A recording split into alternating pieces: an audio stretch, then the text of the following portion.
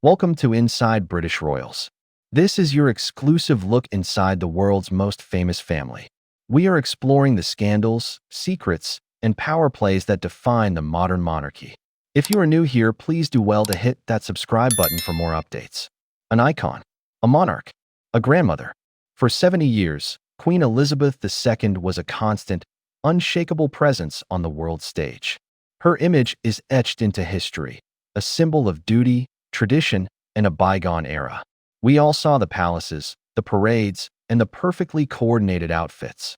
We heard the carefully crafted speeches. But what about the real story? The one that unfolded behind the castle walls, far from the polished veneer of protocol? That story is far more dramatic, complex, and human than you could ever imagine.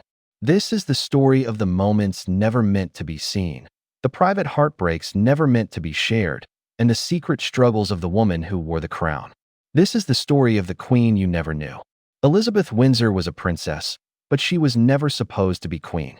Her destiny was to be a minor royal, living a quiet, aristocratic life on the fringes of power. She was third in line to the throne, with little prospect of ever ruling. But one shocking event, a scandal that rocked the British monarchy to its core, changed everything. A forbidden love affair forced her uncle, the king, to make an impossible choice between the throne and the woman he loved. His decision to abdicate didn't just rewrite the line of succession, it rewrote her entire life. This is the story of the moments that were never meant to happen, and the woman who became a legend. Before the crowns and castles became her world, there was a little girl named Lilibet. Born on April 21st, 1926, Princess Elizabeth Alexandra Mary was the first child of the Duke and Duchess of York. Her father, Prince Albert, was the second son of the reigning King George V, which placed young Elizabeth in a comfortable, yet secondary, royal position. Her life was privileged, sure, but also surprisingly normal. She was educated privately at home alongside her younger sister, Princess Margaret, and the family of four was a tight-knit unit, which her father affectionately called We Four. Their days were filled with ponies, dogs, and the predictable rhythms of a royal childhood, far from the direct spotlight of the throne. Her destiny, as everyone understood it, was to marry an aristocrat, raise a family, and support the crown from the sidelines. All eyes were on her uncle, the dashing and popular Prince Edward, who was destined to become King Edward VIII. Elizabeth was just the niece of the future king. But history had other plans. In 1936, the unthinkable happened. King George V died, and her uncle took the throne as King Edward VIII. But his reign would be one of the shortest in modern British history. His desire to marry Wallis Simpson, a twice-divorced American, threw the government and the Church of England into a constitutional crisis. A king simply could not marry a divorced woman and remain monarch.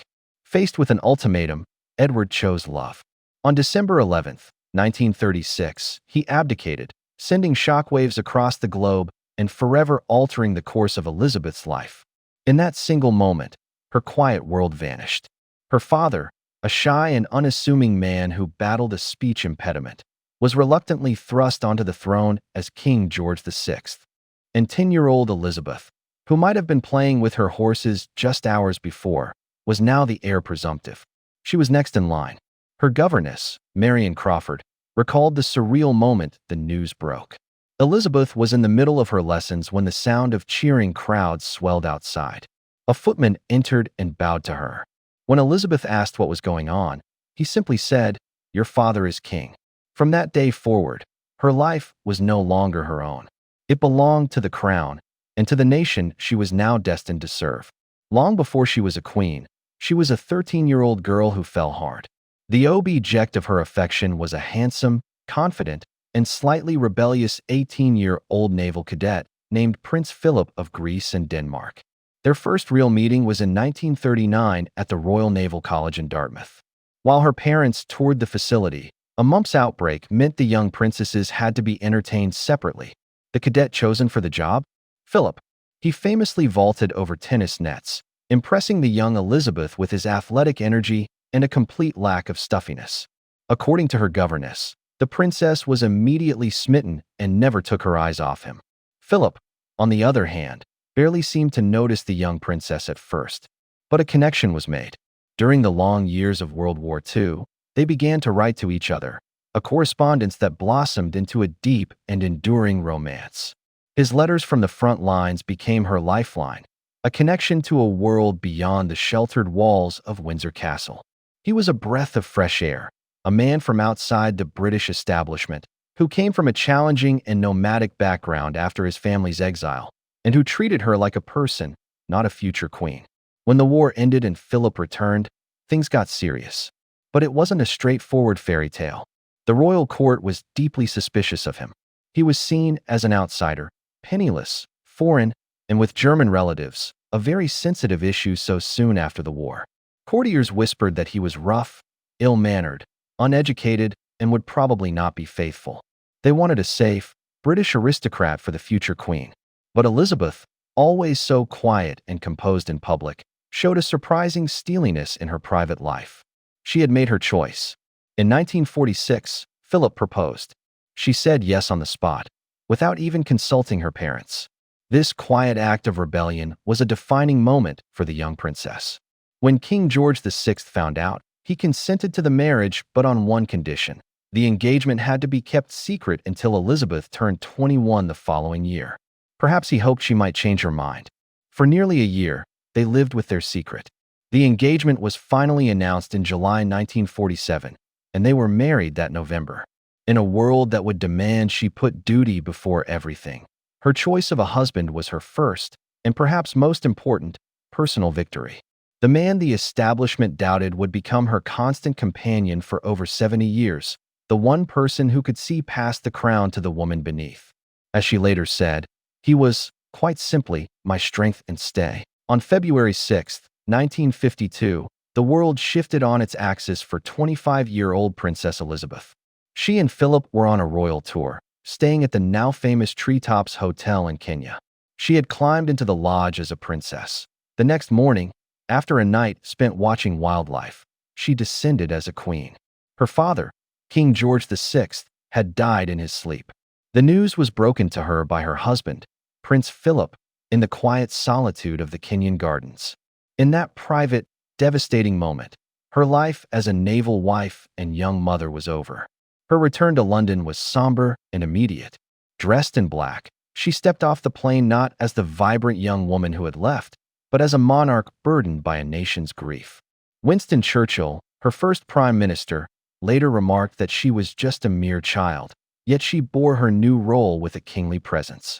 Her coronation on June 2, 1953, was a spectacle of ancient tradition and modern innovation. It was the first to be televised, a decision Elizabeth herself championed against the advice of Churchill and others who felt it would demystify the monarchy. Over 27 million people in the UK watched, and millions more listened on the radio. The world saw the Archbishop of Canterbury place the St. Edward's crown on her head as she made a solemn oath to govern her peoples according to their respective laws and customs. It was a promise she would keep for the next 7 decades.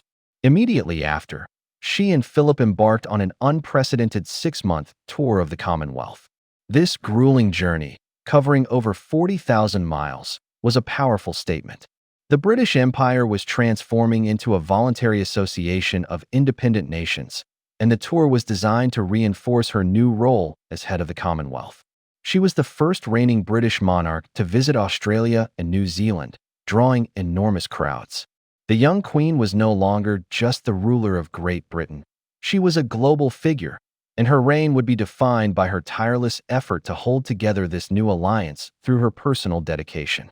Behind the grandeur of her public duties lay a private struggle that few understood, the challenge of being both a monarch and a mother. When Elizabeth took the throne, her 2 eldest children, Charles and Anne, were just 3 and 1 years old. Her life was now dictated by an endless schedule of state papers, audiences, and tours. The tender, spontaneous moments of motherhood were often swallowed by the rigid demands of her job. The customs of the era and her class meant a formal upbringing. For much of their childhood, Prince Charles and Princess Anne were primarily raised by nannies. Their contact with their mother was often limited to scheduled meetings, sometimes just an hour a day. This distance fueled a narrative that she was a cold and uncaring mother, a view cemented by one particularly telling photograph. Upon returning from a 6-month Commonwealth tour in 1954, the Queen greeted her 5-year-old son, Prince Charles, not with a hug, but with a formal handshake. For the public, that single image became a powerful symbol of a supposed lack of maternal warmth. But that's not the full story. Years later, Princess Anne would fiercely defend her mother, dismissing claims of a cold childhood. She insisted there was no evidence whatsoever to suggest that she wasn't caring, arguing that people's ideas of parenting back then were just different. The Queen's approach to motherhood also changed over time. Her 2 younger children, Prince Andrew and Prince Edward, were born in the 1960s, a decade into her reign, when she was more settled in her role. With them, she was reportedly more relaxed and hands-on. In fact, it's said that in her later years, she developed a sweet tradition with her youngest, Edward, and his wife, Sophie. They would reportedly visit her at Windsor Castle for weekly TV nights, sharing a casual dinner, and maybe even showing her episodes of The Crown. This stark contrast reveals the real story of her motherhood. It wasn't about a lack of love, but about a constant conflict, the conflict between a young woman in an all-consuming job and her desire to be a present parent. The handshake wasn't a sign of coldness, but a symbol of the immense personal sacrifice her duty demanded. The first decades of Elizabeth's reign were a baptism by fire. One of the most severe tests came just 3 years after her coronation, the Suez Crisis of 1956. This event would not only be a profound humiliation for Britain, but would also offer a rare glimpse into the Queen's private political judgment. The crisis ignited when Egyptian President Gamal Abdel Nasser nationalized the Suez Canal.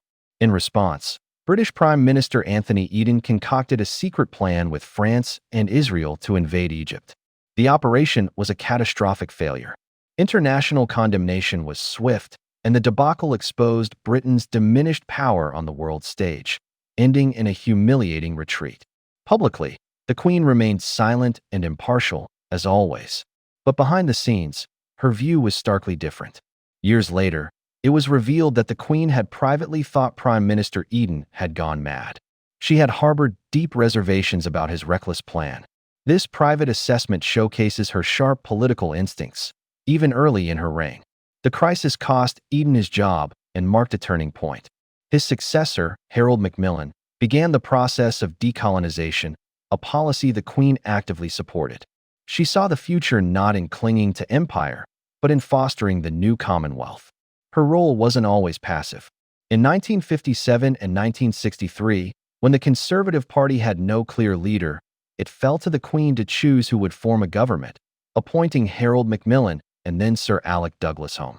Over her reign, she would hold confidential weekly meetings with 15 different prime ministers, from Winston Churchill to Liz Truss, whom she appointed just 2 days before her death.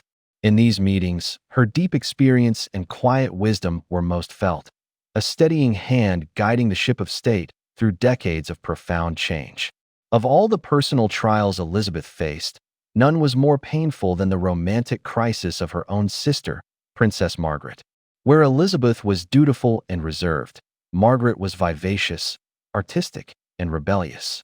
Their bond was incredibly close, but it was put to the ultimate test by Margaret's love for a man the establishment could never accept. That man was Group Captain Peter Townsend, a decorated war hero and a trusted aide to her father. He was charming, handsome, and 16 years older than Margaret. He was also a divorce. In the staunchly conservative 1950s, for a princess so close to the throne, marrying a divorced man was considered unthinkable by both the government and the Church of England. Margaret, deeply in love, told her sister she intended to marry Townsend. For Queen Elizabeth, this was a devastating dilemma. As a sister, she wanted Margaret to be happy. But as queen, she was bound by the pressures of her office. The Prime Minister, Winston Churchill, and his cabinet were firmly against the match. The law required Margaret, then under 25, to get the Queen's permission to marry. If Elizabeth gave it, she would risk a constitutional crisis.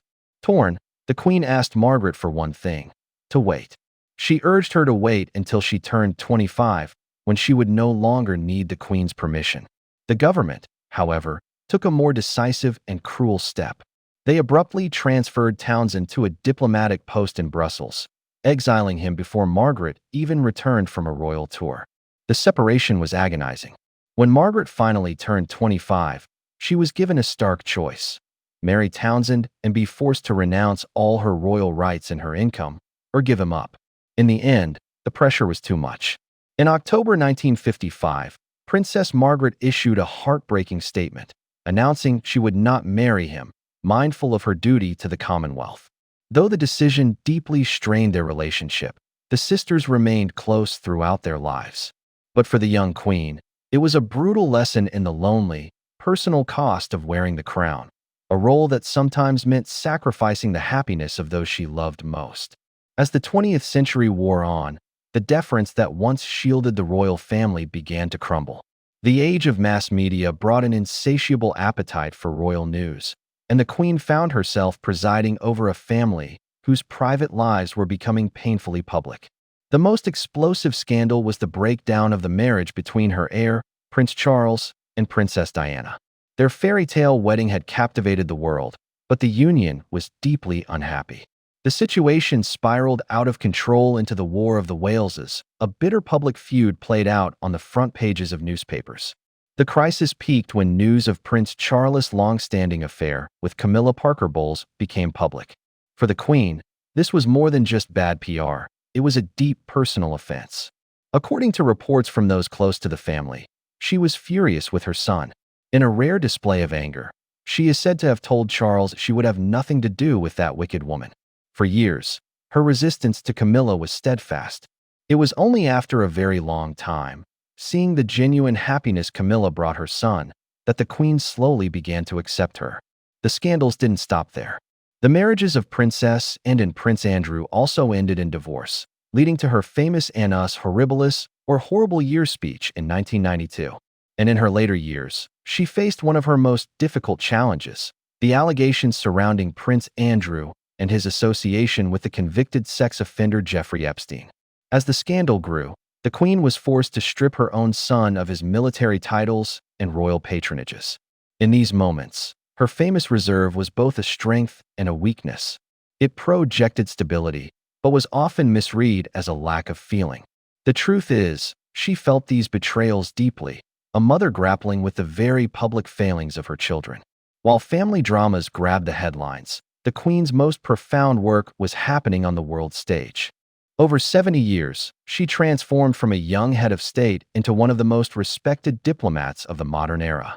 Her influence was subtle but immense, built on decades of experience and personal commitment. Her greatest legacy is arguably the modern Commonwealth. When she took the throne, many predicted this successor to the British Empire would fade away. Instead, under her leadership, it grew into a partnership of 56 independent nations. This was her life's work, the result of her tireless dedication and the personal affection world leaders had for her. Her reign was also marked by groundbreaking diplomatic visits. In 1965, she made a hugely symbolic visit to West Germany, marking its return to the European community. In 1986, she became the first British monarch to visit China. And in 1996, she welcomed Nelson Mandela to Buckingham Palace, a powerful symbol of reconciliation. But perhaps her single greatest diplomatic triumph came in 2011, when she became the first British monarch to visit the Republic of Ireland in 100 years. The relationship between the two nations had been fraught with centuries of bitterness. Her visit was a masterclass in diplomacy. She laid a wreath at a memorial for those who died fighting for Irish freedom. She opened her speech at Dublin Castle with a few words in the Irish language, a gesture that drew a collective gasp and then thunderous applause. The visit is widely credited with cementing the peace process in Northern Ireland. Through decades of quiet, patient diplomacy, Elizabeth II proved that true power doesn't always come from giving orders, but from earning respect. For her entire reign, Queen Elizabeth II maintained a scrupulous political impartiality. She never gave an interview and never publicly stated a political opinion. Yet behind the palace walls, she was a keen observer of the political landscape. Nowhere was this more tested than on the issue of Britain's relationship with Europe. The tension reportedly began long before the Brexit referendum. In 1992, when the Maastricht Treaty deepened European integration, sources claimed the Queen was privately anxious, concerned about its impact on her coronation oath to govern according to her country's own laws. This private anxiety burst into public view during the heated 2016 Brexit referendum. A major newspaper published a story claiming the Queen had supported leaving the EU, alleging she'd said the EU was heading in the wrong